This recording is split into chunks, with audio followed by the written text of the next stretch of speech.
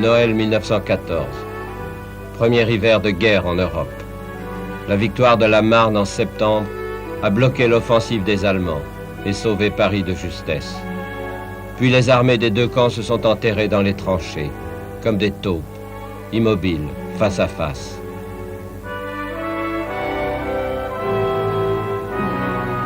À l'ouest, rien de nouveau. Anglais et Français célèbrent tristement leur premier Noël de guerre. Tandis que loin, là-bas à l'est, leurs alliés, les soldats russes du tsar Nicolas, ont du mal à creuser la terre gelée. Cette guerre promet d'être longue, très longue. À Londres, un Anglais bout d'impatience. Il s'appelle Winston Churchill, il a 39 ans. Enfant gâté de l'aristocratie anglaise, il descend de Malbrook, mais sa mère est américaine. Comme tout bon gentleman, il a été officier dans l'armée des Indes, puis journaliste pendant la guerre du Transvaal, en Afrique du Sud. Fait prisonnier par les Boers, il s'est évadé et revenu en héros, a été élu député à l'âge de 26 ans, un jeune prodige. Il est depuis 4 ans premier lord de l'amirauté, c'est-à-dire ministre de la Marine. Pour lui, c'est sur les mers, à travers le vaste monde que se joue le sort de la guerre. Comme le rappelle un de ses collaborateurs, l'amiral Howard Johnson. Churchill a préparé la marine pour la guerre, c'était grâce à lui. En 1914, tout était prêt. Il a fait un travail extraordinaire. 7 jours par semaine, les samedis, dimanches, il était embarqué dans le yacht de l'amirauté l'Enchantress. Il visitait des bases, des ports. C'est lui qui prend la décision de doter la Royal Navy d'un nouveau type de cuirassé révolutionnaire, le fameux Dreadnought, puis le Super Dreadnought, comme le Queen Elizabeth. C'était Churchill qui a pris les risques. C'est Churchill qui dit on va commander ces bateaux avant qu'on a eu vraiment le temps d'être sûr de ces canons. Il a pris le risque, il a réussi. Et cette canon de 380 qui tirait un obus de presque une tonne, une distance de 25 km, dans 5 secondes, 5-6 secondes. En 1914, c'était comme le fusée à la Lune d'aujourd'hui. Oui, c'était bien la marine qui faisait alors la force des empires. Ces super cuirassés filaient plus de 20 nœuds et pouvaient foudroyer l'adversaire n'importe où avec leur formidable batterie de canons. C'était la force de frappe de l'époque. Grâce à la Royal Navy, l'Angleterre faisait depuis un siècle la loi dans le monde. Le Kaiser Guillaume II était jaloux. Voulant faire de l'Allemagne un empire mondial, il avait lancé le mot d'ordre « Notre avenir est sur l'eau ». La flotte allemande, toute neuve, jetait un défi à la Royal Navy. Sous les ordres de marins remarquables comme l'amiral Souchon, descendant de huguenots français qui commandait en Méditerranée une force composée du Goeben, cuirassé de 24 000 tonnes, et du Breslau, petit croiseur d'accompagnement extrêmement rapide. Le 2 août 1914 à minuit, ils sortent tous feux éteints du port italien de Messine, alors que la guerre n'est pas encore déclarée entre la France et l'Allemagne, et se dirigent vers les ports d'Algérie où la France embarque vers la métropole son armée d'Afrique. À l'aube du 4 août, premier coup de canon de la guerre sur le port de Beaune. 1 heure plus tard, Philippeville est bombardé. Puis les 2 navires allemands font demi-tour et échappent aux navires français. En haute mer, ils croisent 2 super cuirassés anglais, l'indomptable et l'infatigable. Hélas, ceux-ci n'osent pas tirer. L'ultimatum de l'Angleterre à l'Allemagne n'expire qu'à minuit ce jour-là. Les Anglais essaient bien de prendre les Allemands en chasse, mais ceux-ci sont plus rapides. Damn it. Le 5 et le 6 août, à Messine, les navires de Souchon font le plein de charbon, malgré les protestations platoniques des Italiens, qui sont encore neutres, et à la barbe des Alliés qui n'osent pas intervenir dans les eaux territoriales italiennes. Le 6 août, en fin d'après-midi, après avoir lu à ses équipages un message de l'empereur, Souchon appareille et met le cap vers l'est. La flotte anglaise attend les Allemands soit à Malte, soit à l'entrée de l'Adriatique. Seul un croiseur léger, le Gloucester, se lance à leur poursuite. Souchon met tous ses hommes au feu et force la vitesse. Les ordres sont de gagner la Turquie pour y trouver refuge. Le 10, le gouvernement turc leur accorde le passage dans les Dardanelles. Ces deux navires vont peser d'un grand poids dans la guerre. Grand seigneur, le Kaiser en fait cadeau à la Turquie. En réalité, c'est une ruse. On les débaptise, on change le pavillon, mais les équipages allemands restent à bord. Le but de l'opération, entraîner dans la guerre aux côtés de l'Allemagne l'Empire ottoman, qu'on appelait alors l'homme malade de l'Europe, comme le confirme le professeur Ilan Postacoglu. C'est vrai. Et même, je dirais que c'était l'expression consacrée. Et la raison en est que la Turquie avait déjà subi de grands revers sur le plan militaire. Et cet état de choses incitait beaucoup les convoitises des grandes puissances. Chacune prétendait avoir sa part dans sa succession, qui s'avérait d'ailleurs très riche. En 4 siècles, l'Empire ottoman, qui s'étendait d'Alger aux portes de Vienne et qui avait fait trembler l'Europe, s'est rétréci comme une peau de chagrin. Mais il contrôle encore l'Asie mineure, le Proche-Orient et surtout les détroits, les Dardanelles et le Bosphore. Les détroits, passage stratégique capital pour la France et pour l'Angleterre. C'est leur seul moyen de communiquer avec leur allié de l'Est, la Russie. Napoléon disait déjà, qui tient Constantinople tient la clé du monde. Pendant 4 siècles, les Turcs ont tenu cette clé. Mais leur empire est en pleine décadence, amolli par le luxe et la volupté, les intrigues du harem, la douceur de vivre des palais d'Istanbul. Les sultans ont abandonné le pouvoir au parti des jeunes Turcs qui souhaitent des réformes, mais qui n'en ont pas les moyens, car l'État endetté jusqu'au cou est mis à l'encan par les grandes puissances. Le triumvirat qui était alors à la tête de l'Empire, le triumvirat formé par Enver Pacha, Talat Pacha et Djemal Pacha, avait des vues germanophiles fort poussées.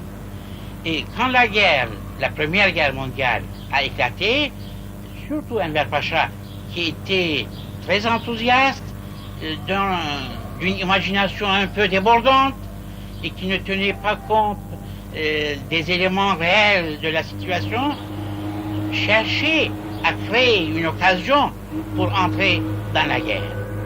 Et cette occasion leur fut offerte par le fait que les cuirassiers allemands, Breslau et Goeben, se sont réfugiés dans les eaux territoriales, dans le Bosphore.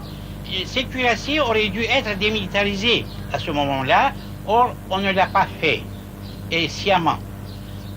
Et à un moment donné, à l'insu même du Premier ministre, qui était un Premier ministre un peu falot, ces cuirassiers quittent les eaux territoriales turques pour aller devant Odessa et le bombarder.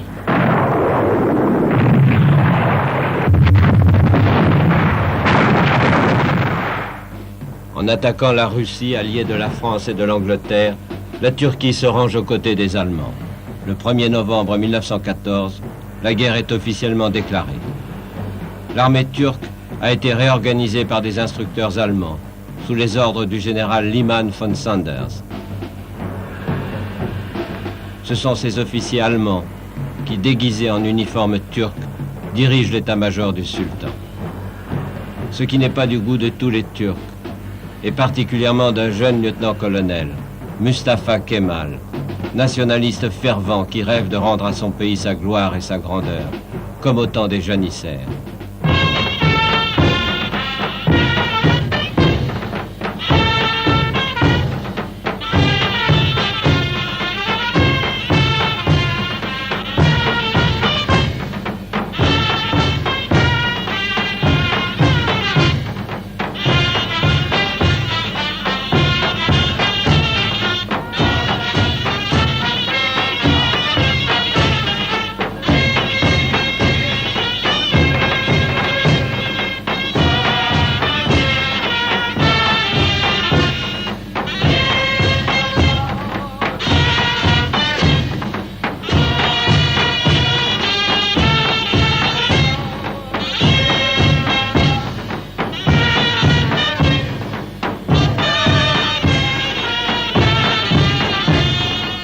L'armée turque, une armée légendaire.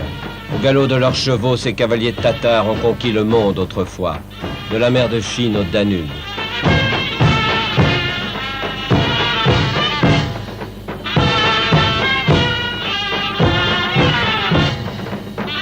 L'infanterie anatolienne est réputée comme une des meilleures du monde, pour son courage, sa résistance, son fatalisme. Abandonnée par le pouvoir, mal équipée, elle vient de subir de cuisants revers dans les Balkans.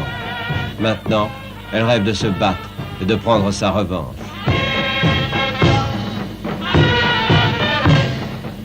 La mobilisation se fait dans l'enthousiasme. Selon la tradition, la guerre sainte est proclamée par le sultan, commandeur des croyants.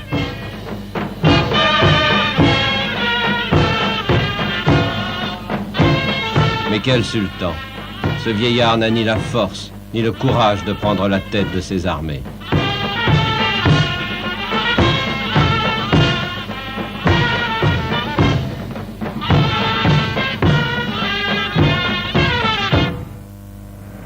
Comment va réagir l'Angleterre, dont l'orgueilleuse flotte se voit interdire le passage des Dardanelles? Il faut revoir la stratégie impériale, réclame Churchill à Londres. La stratégie impériale était basée beaucoup sur la défense d'Égypte pour que les troupes des Indes pouvaient rentrer en Europe. Et c'était Churchill qui était le premier d'insister sur l'idée de ne pas continuellement tuer les Allemands.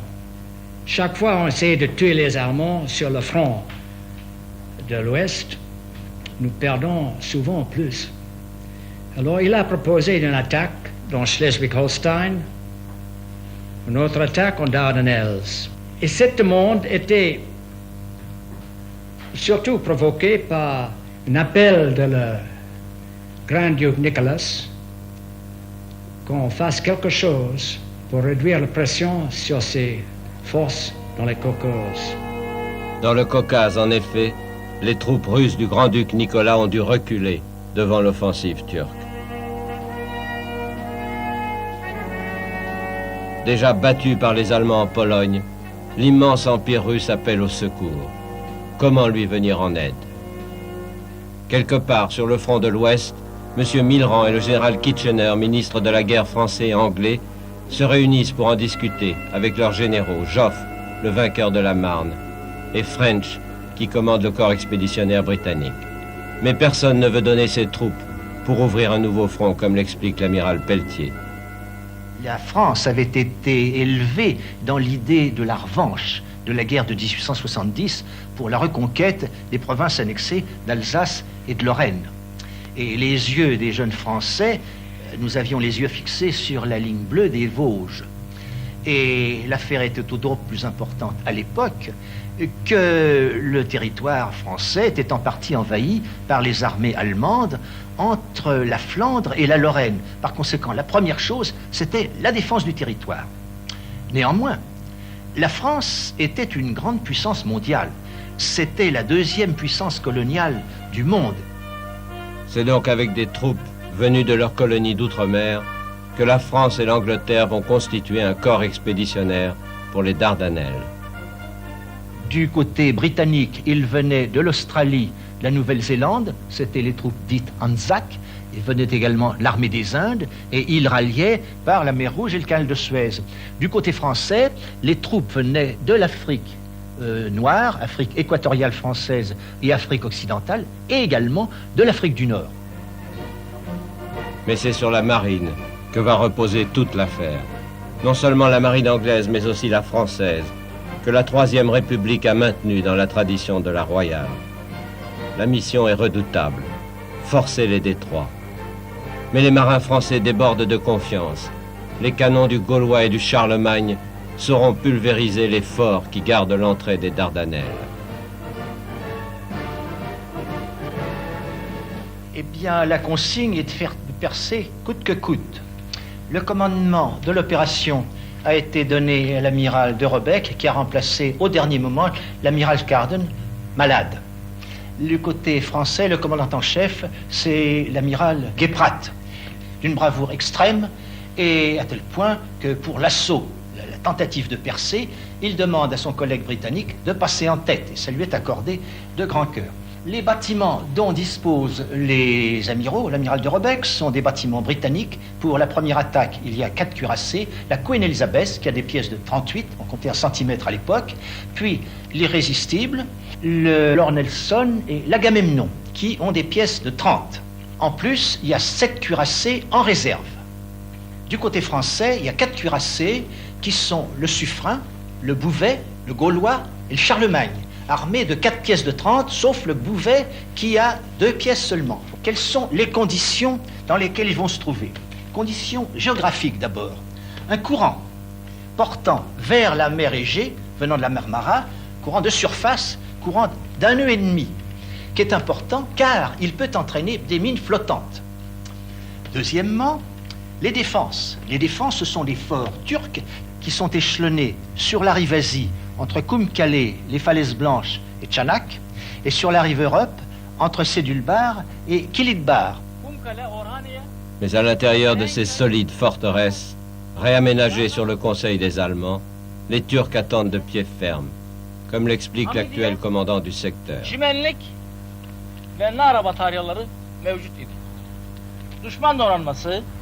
À l'aube du 18 mars, la marine ennemie, forte de 3 escadres, s'est manifestée par un bombardement intense. Les forces ennemies étaient composées de 3 divisions. Elles ont pénétré dans le détroit en prenant leur dispositif de combat.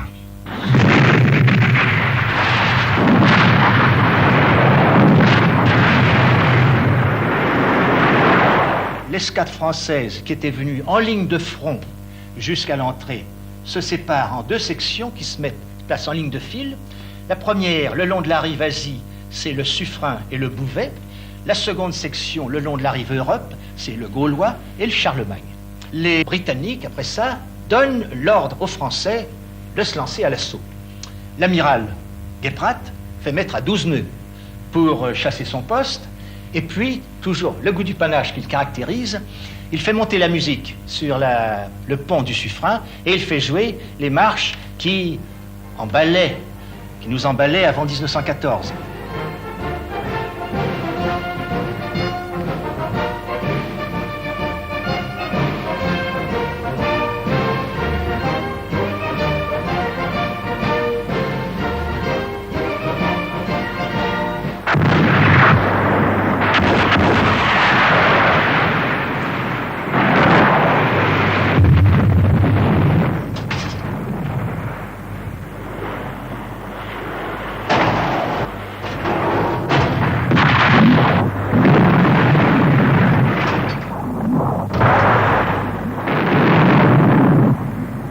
Le Suffren est touché, le Bouvet est touché, le Gaulois est touché.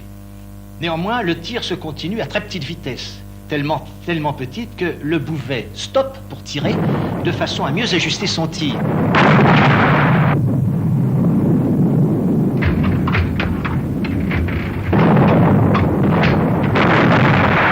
L'amiral de Robeck signale aux Français de se replier de façon à être relevé par la fameuse relève de 5 cuirassés britanniques. Le Suffren vient sur la gauche pour prendre poste, le Bouvet veut le suivre pour se placer à 600 mètres sur l'arrière du Suffren, et c'est pendant son évolution sur la gauche qu'il heurte une mine dérivante et qu'il coule en quelques instants. 700 hommes à bord, 70 survivants, dont 5 officiers. Mais le commandant Rageot de la Touche, qui était le commandant du Bouvet, reste coulé avec son bateau. Malgré l'héroïsme des équipages, l'affaire a mal tourné. Les Anglais n'ont pas eu plus de succès. Bilan de cette fâcheuse journée, 3 cuirassés coulés, 4 hors de combat. Churchill veut réattaquer dès le lendemain, mais les amiraux anglais refusent. C'est du suicide, disent-ils. La question a été soulevée devant le Premier ministre, et le Premier ministre a pris la part de Lord Fisher. Il dit qu'il faut laisser ça à l'armée. Alors ça a tout changé. Le plan pour l'attaque sur la Dardanelles, c'est devenu une question de militaire, une question de tranchées, de fils barbelés, exactement la chose que Churchill voulait éviter. Le ministre de la guerre, le célèbre général Kitchener, vainqueur des Boers, héros de Khartoum, va prendre l'affaire en main. Il a rassemblé un corps expéditionnaire dans les îles grecques, plus de 60 000 Britanniques et environ 20 000 Français, des Zouaves et des Sénégalais. Il en a confié le commandement au général Sir Ian Hamilton, aristocrate écossais, réputé surtout pour ses qualités littéraires. Mais quel est son plan? Il consistera à débarquer sur la presqu'île de Gallipoli, au Cap Helles, cependant qu'une diversion serait effectuée sur Koum-Kalé par un détachement français. Sur la plage de Koum-Kalé, un ancien se souvient de ce matin-là, Émile Galoche. Le 25 avril, avant jour, la flotte a commencé le bombardement de la côte de Koum-Kalé et de ses deux bords, et nous avons commencé à descendre dans les chaloupes, et nous avons été tirés par les remorqueurs, et c'est là, sur cette plage, que nous avons débarqué. Ici, tout se passe bien. Le général Damad, qui commande les Français, voudrait même pousser son offensive sur la côte d'Asie. Mais ce n'est pas prévu par le plan. On a progressé de 1500 mètres environ, le premier jour, et au bout de 2 jours, le 26 avril au soir, on a réembarqué parce que nous n'étions sortis là que pour faire diversion, pour permettre aux Anglais de débarquer à Sédulbord. Ici, devant le fort de Sédulbord, il y avait une résistance terrible. Il y avait le fil barbelé dans l'eau, il y avait le fil barbelé, les tranchées. Le bombardement de la flotte était très efficace. Mais quand le bombardement cessait et les troupes descendaient sur la plage, les troupes remontaient dans la tranchée et ils massacraient les troupes alliées. 9000 ont atteint la plage. Il y a 3000 morts. Et celui qui est arrivé sur la plage, vivant, a passé sur les corps de la camarade sur le fil barbelé. C'était la même chose, plage W. Il y avait une résistance terrible. Au contraire, à X et Y, il n'y avait presque pas de résistance du tout. Alors vous voyez là un plan de débarquement rigide qu'on ne pouvait pas le changer. En même temps, le 25, il y avait une descente à la pointe de Gaba Tepe, qui est là, avec l'idée de couper la péninsule jusqu'à la ville de Maïdos. Le débarquement était prévu pour la fin de la nuit. On a fait une erreur avec les hauteurs, avec les collines. On a débarqué à Anzac Cove. Erreur tragique. Les troupes britanniques tombent sur un terrain chaotique, fait de falaises et de ravins infranchissables. Au pied de ce piton qu'ils ont surnommé le Sphinx, les Australiens et les Néo-Zélandais, les Anzacs, vont recevoir le baptême du feu. Qu'est-ce qui nous attend derrière ce rocher? Se demandait avec angoisse le sergent néo-zélandais Clive Newman. C'est ici que le premier débarquement a eu lieu, le 25 avril, le long de cette plage à l'aube. Cette partie a été conquise le premier jour. Malheureusement, cette même matin, le 25, le général Mustafa Kemal a préparé un exercice avec son meilleur régiment exactement sur l'auteur. C'est ici que va faire parler de lui pour la première fois le jeune lieutenant-colonel promu général, Mustafa Kemal. Düşmanla burun buruna. Müthiş bir kanlı, yalnız süngüler, Allah Allah. Un combat corps à corps s'engagea avec des baïonnettes pleines de sang et les cris de guerre Allah Allah. Sonra bu sırada Conk Bayırı'na çıkan Mustafa Kemal, Après avoir un peu avancé, Mustafa Kemal avait atteint Conk Bayırı avec le 57e régiment. Cebel bataryası var. Topçu bataryası. 57. alay, 72. alay ve 77. alaydan müteşekkildir. Mustafa Kemal 57. alayı Il vit alors quelques-uns de nos hommes se retirer vers cette direction-là. Il demanda aux soldats « Où donc allez-vous » L'un d'eux répondit « L'ennemi arrive. » 5-6 kişinin oraya doğru çekildiğini görür. Pourquoi ne vous battez-vous pas? Il ne nous reste plus de munitions. S'il ne vous reste plus de munitions, il vous reste toujours vos baïonnettes. Niçin? Neye muharebe etmiyorsunuz? Cephanemiz kalmadı. Mustafa Kemal fit coucher à plat ventre ses soldats en disant Onun tabirine göre « C'est maintenant ou jamais ». Mustafa Kemal a bloqué l'avance des Anzacs. Et le général allemand von Sanders, qui dirige les opérations, lui envoie aussitôt des renforts. À partir de là, les Anzacs auront beau lancer attaque sur attaque, ils ne passeront plus. L'attaque a été menée d'ici par la 3e brigade montée. 600 hommes y prirent part en vague de 150 hommes. 477 furent tués ou blessés. Le feu était tellement intense que personne ne put atteindre les tranchées turques. Les tirs venaient de toutes les directions. 9 tranchées tiraient en même temps. Les Turcs ont maintenu le feu jusqu'à ce que la première ligne soit complètement sortie de la tranchée. La pluie de balles fit tomber beaucoup de soldats australiens dans leurs propres tranchées. Pratiquement presque tous les hommes de la première sont tombés là. Et avant que la cavalerie légère eût donné l'assaut, un des jeunes officiers se retourna et dit à ses hommes: « Eh bien, mes gars, vous avez 10 minutes à vivre. » Et cela fut vrai. Tout va mal. Aussi le commandement décide d'envoyer les Français à la rescousse. Après leur opération de diversion sur la côte d'Asie, ils reçoivent pour mission de soutenir les Anglais à Sedulbar, dans la baie de Morteau. C'est ici qu'a débarqué le président des Poilus d'Orient, le caporal Augustin Albert.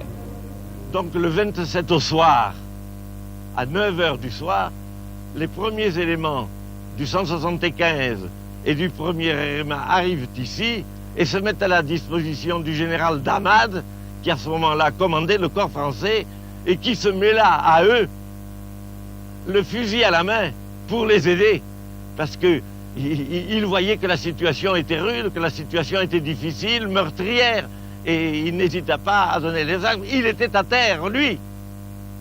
Vous dites lui, qui n'était pas à terre? Il était à terre, lui, Damad. Vieille querelle. Les poilus français reprochaient aux généraux anglais de diriger les opérations depuis les navires qui croisaient en mer. Mais les Turcs eux aussi avaient leurs problèmes et leurs griefs, comme en témoigne le canonnier Halil Tiryaki. Nous nous sommes mis en position de tir et notre capitaine nous donna l'ordre de feu. Déjà, les tirs des canons ennemis venaient de tous les côtés. Ils commençaient à atteindre notre emplacement alors que nous, il nous fallait 10 minutes pour alimenter nos pièces.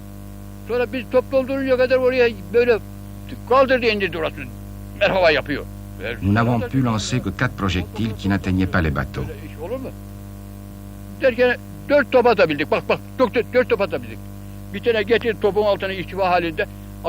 Même le dernier obus est parti en l'air et est retombé tout près.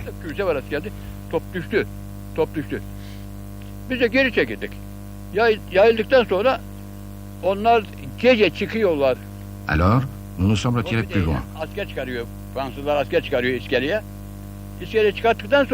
Les soldats de la marine ennemie ont débarqué de nuit sur la côte.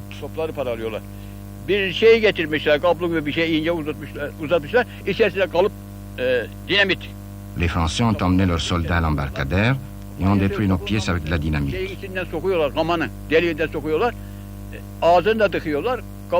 Le jour, lorsque nous sommes retournés à notre première position, nous avons trouvé toutes nos pièces détruites.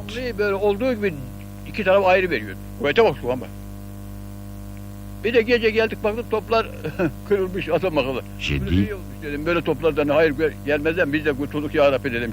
enfin nous voilà bien débarrassés de ces pièces si peu efficaces. Des deux côtés, les pertes sont terribles. En quelques jours, 30% des effectifs chez les Alliés, 40% chez les Turcs. Les Turcs étaient épuisés, les Anglais étaient épuisés, et si on a eu des renforts, on aurait fait vraiment du progrès. Il y avait 13 000 fusils en Égypte, mais Kitchener ne voulait pas les envoyer. Alors le matin du 28 à Londres, Amiral Fisher et Winston Churchill est allé voir Lord Kitchener pour insister qu'il fasse quelque chose. Lord Kitchener était étonné, il ne pouvait pas croire que c'était possible qu'on a besoin d'encore de troupes. Il a tout de suite donné l'ordre d'envoyer les 13 000 d'Égypte. Et ils sont arrivés le 8 mai, c'était trop tard. On a presque eu les auteurs ici qui dominait les étroits. On est même là pendant quelques heures, mais la contre-attaque turque était trop forte. Après la marine, l'armée a échoué. Un mois après le débarquement, le corps expéditionnaire n'a pas pu conserver une seule hauteur. Le dos à la mer, il est accroché à une petite bande de terre le long des plages, où pas un pouce de terrain n'échappe au feu des batteries turques. Comme ici, à Sedulbar, où le front est à 2 kilomètres à peine. Un cargo échoué volontairement au moment du débarquement, le River Clyde, sert à la fois d'entrepôt et de gare de triage. D'autres bateaux coulés ont fini par créer un port artificiel, car tout vient de la mer. Ici comme en Europe, c'est maintenant une guerre d'usure, même pour les généraux. Gouraud, qui a relevé d'Ahmad, est blessé et perd un bras. Il est remplacé par Bayou, qu'a bien connu le zouave René Vigroux. Bayou, sous les ordres d'Hamilton, ça n'a jamais fait un ménage bien heureux, mais Bayou était très intelligent et comprenait qu'il était sous les ordres de l'autre, par conséquent il s'est tenu aux ordres qu'on lui a donnés. Mais l'autre n'a jamais pris conseil de lui, il le considérait d'ailleurs comme quelqu'un de très ordinaire. Bayou était un meneur d'hommes. Il était toujours au contact de sa troupe, ce qui est une chose unique chez les généraux en chef. Je l'ai vu tous les jours pendant la campagne. Si nous étions au repos, il venait nous dire bonjour, il nous demandait comment ça va, il nous demandait si nous avions à nous plaindre de quelque chose. On avait tellement à se plaindre de tout, on ne disait rien. Oui, c'est devenu une guerre de tranchées, comme en Champagne, comme en Artois.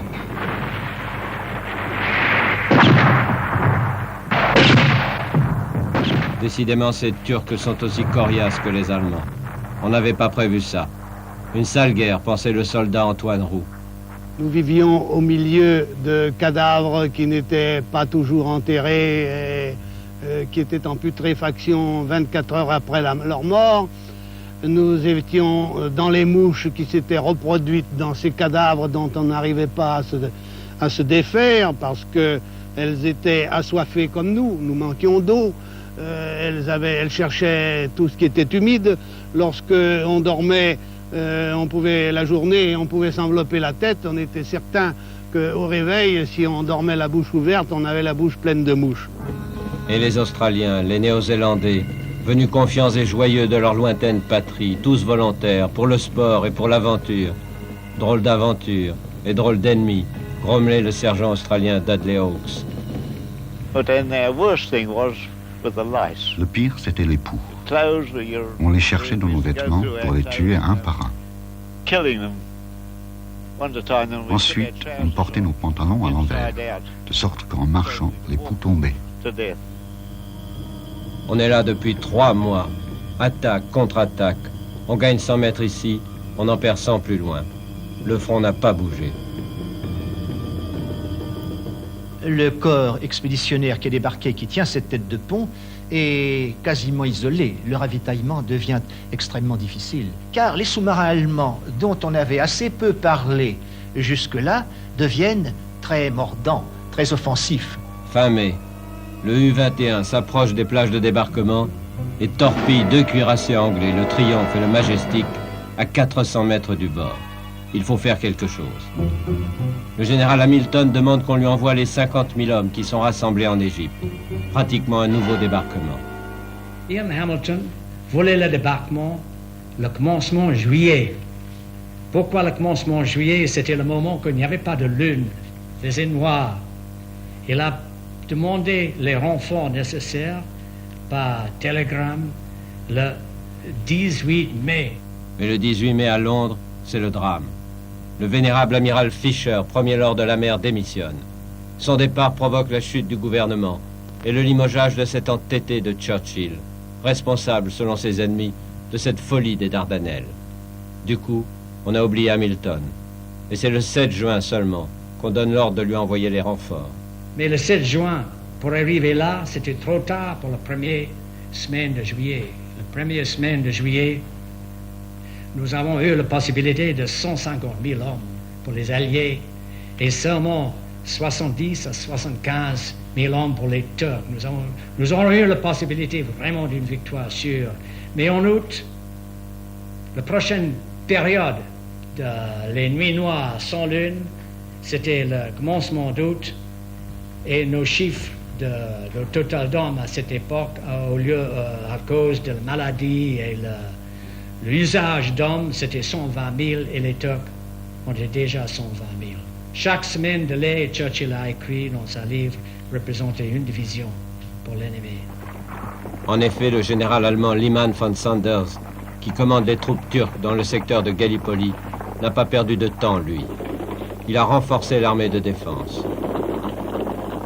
Le plan britannique consiste précisément à enfermer cette armée dans un piège, en lançant une première attaque à partir de la tête de pont d'Anzac Cove. L'Australien Jackson faisait partie des nouveaux renforts. Voyez-vous, quand on a débarqué sur la rive, on ne pouvait plus faire marche arrière et on a dû se battre jusqu'au sommet qui était le point le plus haut de Gallipoli. Mais quand on est arrivé, ni munitions ni provisions n'avaient suivi. Les Turcs, mieux organisés que nous ont rendu affreusement difficile la tâche pour y rester. Cependant, nous avons tenu. Mais cette attaque n'est qu'un abcès de fixation pour permettre le débarquement dans la baie de Suvla du gros des forces, 3 divisions anglaises, qui doivent pousser leur offensive jusqu'à Maidos pour couper la péninsule. Le commandement de l'opération est confié au général Stopford, qui a fait carrière comme secrétaire militaire de Kitchener pendant la guerre des Boers. Alors, elle était assez bien connue pour un homme avec pas énormément de l'idée de l'offensive. Et ce qui était pire, il avait son chef d'état-major, un officier très courageux, mais qui avait l'idée qu'un homme ne peut pas avancer sans 3 pièces d'artillerie derrière lui. Et même quand General Stopford et son état-major étaient nommés pour l'armée, pour Ian Hamilton, il a tout de suite protesté à Kitchener. Il dit, il n'envoyez pas Stopford surtout, et pas avec cette chef d'état-major. Et Kitchener a refusé de l'écouter. Il dit, Stopford, il vient premier sur la liste, et son grade général. Alors, Ian Hamilton a accepté. C'était un homme connu d'être très fair-play, un grand gentleman. Il a accepté ça. Et c'était pour lui le désastre. Au début, pourtant, tout se passe bien. 25 000 hommes, de jeunes recrues, et 11 000 chevaux et mulets débarquent en 2 jours. À 5 kilomètres en face, il n'y a qu'un mince rideau de gendarmes turcs. Cette fois, on a tout prévu, même des bateaux-citernes, pour le ravitaillement en eau. Allons, tout va bien. Les officiers de Sa Majesté pourront boire leur thé à 5 heures. Pourtant, quelques-uns s'étonnent de ne pas recevoir d'ordre, comme le sergent-interprète McKinley. Là, quand on a débarqué en août, le 6 août, on n'a rien fait. On s'est assis sur les tranchées, sur les plages, c'est-à-dire on n'a pas avancé. Je ne sais pas pourquoi. Il y avait une grande faute d'exécution là. Pendant 24 heures, Ian Hamilton n'a aucune nouvelle de ces plages. Il a envoyé son état-major, son chef d'état-major, qui a envoyé un message tout de suite. C'est le désastre. Les troupes n'avancent pas. Il aurait dû avancer ces 5 kilomètres. Ian Hamilton a demandé tout de suite un bateau de guerre pour le transporter rapidement la nuit du 7, pour être là le 8. Et encore la mauvaise chance, le destroyer qui était là pour le service du général, on a décidé de nettoyer les chaudières. Il n'y avait pas de feu dans les chaudières. Alors, enfin, le général a réussi de prendre un passage du Lemnos dans le yacht de l'amiral. Alors, il est arrivé le 8. Et le 8, il a trouvé, pendant la journée, le général Stopford qui surveillait ses ingénieurs, qui construisait un merveilleux PC pour lui avec des sacs de sable sur la plage. Alors, le général a un peu sauté en l'air, et il dit, il faut avancer, avancer. Et le général Stopford était très content. Et vous voyez, général, nous avons très bien fait. Nous sommes ici tous à terre. Maintenant, nous prenons tous nos équipements. On attendait pour la grande attaque, pour le demain, le 9. Mais Ian Hamilton dit le 9, c'est trop tard, parce que Kemal Atatürk, il avait ses troupes à Bulair, il avait 20 000 hommes à Bulair, 20 000 hommes à Élèze, 20 000 hommes à Chenak. C'est une question de 2-3 jours pour concentrer ça pour l'attaque. Atatürk 8-9 Ağustos günü Anafartalar grup kumandanlığına tayin edilmiş ve Atatürk fut nommé commandant du groupe Anafarta. 7. tümen. Ce fut avec les 12e, 7e, 4e et 8e divisions qu'il passa à la contre-offensive sur les côtes de la colline Jonk, l'endroit même où nous nous trouvons maintenant. Les combats furent sanglants Bir şarapnel parçasıyla yaralanmış. Et Atatürk reçut là une légère blessure provenant d'un éclat de shrapnel. À cet endroit-là. Bu işaret tespit edilmiştir.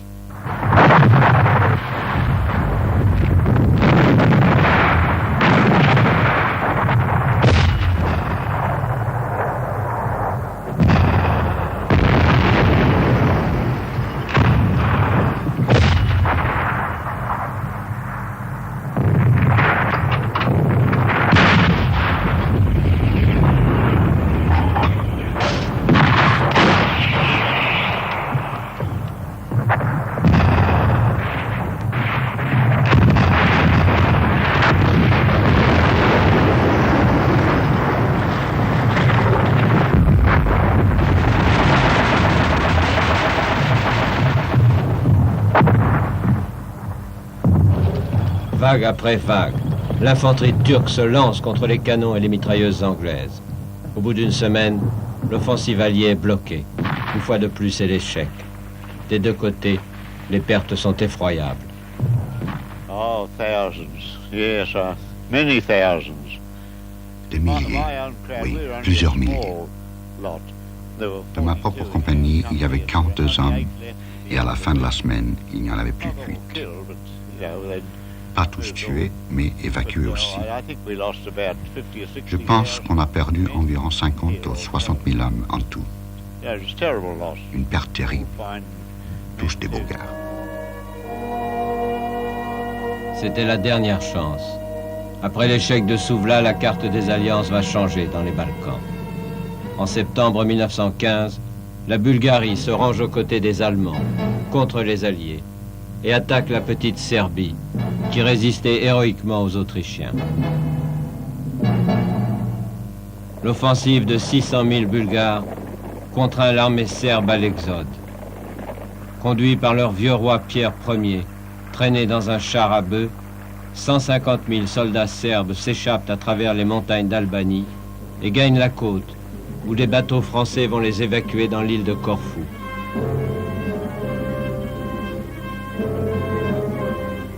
Pour venir en aide à la Serbie, les Alliés décident alors de débarquer une armée à Salonique, en Grèce. Enfin, un bon prétexte pour abandonner les Dardanelles. Énorme opération de transfert, dont l'île grecque de Lemnos est la plaque tournante. Les Français sont évacués les premiers, par petits paquets. Restent les Anglais. Du côté britannique, il y a encore 80 000 hommes sur place. Il y a 200 canons. Il y a 2000 voitures, camions, et il y a 3000 animaux.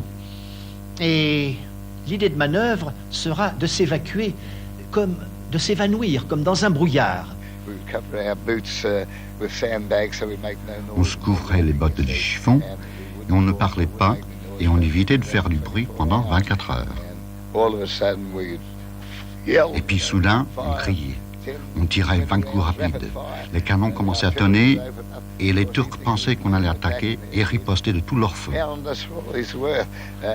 le faisait pour les démoraliser et leur faire gaspiller des munitions. Les Turcs n'ont jamais attaqué en aucune de ces occasions. C'est grâce à une de ces ruses qu'on a pu facilement évacuer la péninsule. On a répété cela plusieurs fois et puis soudain, on a disparu. Avec le caporal australien Robert Robertson, 80 000 Britanniques seront ainsi évacués en un mois. C'est le seul succès de cette désastreuse expédition des Dardanelles. En 9 mois, celle-ci a coûté aux Français et aux Britanniques 50 000 tués ou disparus, 100 000 blessés et 125 000 malades évacués. Tout cela pour rien.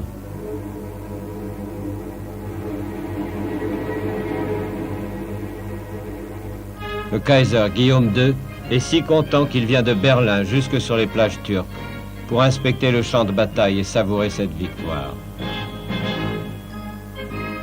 Grâce à la science des officiers allemands et au courage des soldats turcs, il peut croire un instant qu'il tient la clé du monde, Constantinople. Oui, il peut parader en vainqueur et voler la vedette au vieux sultan. Oui, les équipages du Goeben et du Bresla ont fait du bon travail pour le Grand Reich. La Russie est étranglée. La victoire des Dardanelles a obstrué la voie des Alliés pour venir à l'aide de la Russie, ce qui a précipité la chute de l'Empire des Tsars. En 1917, les soldats du Tsar, battus et découragés, finiront par se révolter. Ce sera le signal de la révolution d'octobre, un peu à cause des Dardanelles. Mais les Allemands ne gagneront pas la guerre. Même dans les Balkans, les Alliés finiront par prendre leur revanche. En 1918, le général Franchet d'Espéré entrera dans Sofia, la capitale de la Bulgarie, à la tête de l'armée d'Orient, avec de nombreux anciens des Dardanelles. En 1920, les Alliés victorieux imposeront au dernier sultan de Turquie un traité de paix humiliant.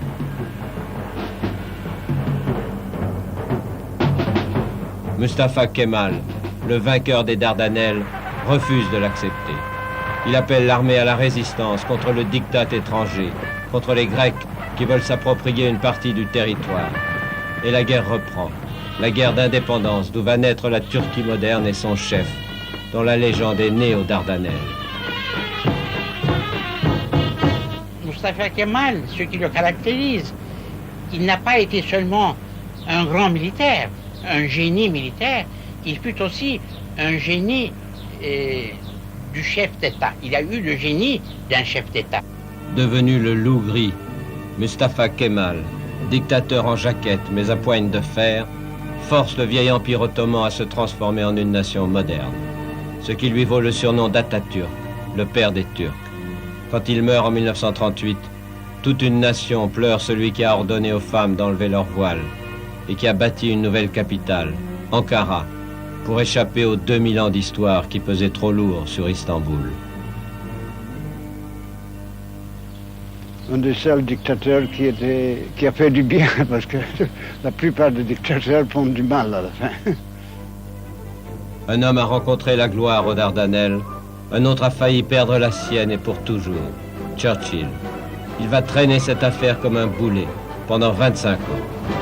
Churchill a beaucoup souffert de cette campagne parce que tout le monde a mis la blâme sur son dos. Et c'était pas juste et pas vrai. Si Churchill aurait eu le contrôle de la campagne aux Dardanelles dès que le commencement, s'il n'aurait pas eu Lord Kitchener qui changeait d'avis comme une girouette, s'il n'aurait pas eu Fisher qui était très instable à cette époque, qui a aussi changé d'avis comme une girouette, s'il aurait eu vraiment le commandement de ça, s'il aurait été à Souvla, c'était prévu qu'il partait pour Souvla, il était toujours dans le gouvernement, c'était seulement il était en train de dire au revoir après un meeting au Downing Street à Londres, et le chef de l'opposition a dit, mais pourquoi Churchill dit au revoir? On a dit parce qu'il part pour Souvla. Tout de suite, l'opposition a empêché le départ pour Souvla. Et si Churchill aurait été au Souvla, on n'aurait jamais eu les délais de Stopfeld s'il aurait été sur place, avec son énergie et son détermination. On ne refait pas l'histoire avec des scies, amiral. De toute façon, cette énergie et cette détermination, Churchill trouvera l'occasion de les manifester, 25 ans plus tard. Mais il n'oubliera jamais le sang versé inutilement aux Dardanelles.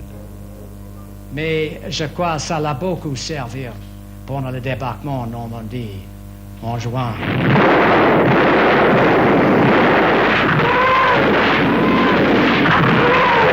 C'était sûrement la leçon de ces erreurs quand on a profité pour faire le grand succès pendant la dernière guerre.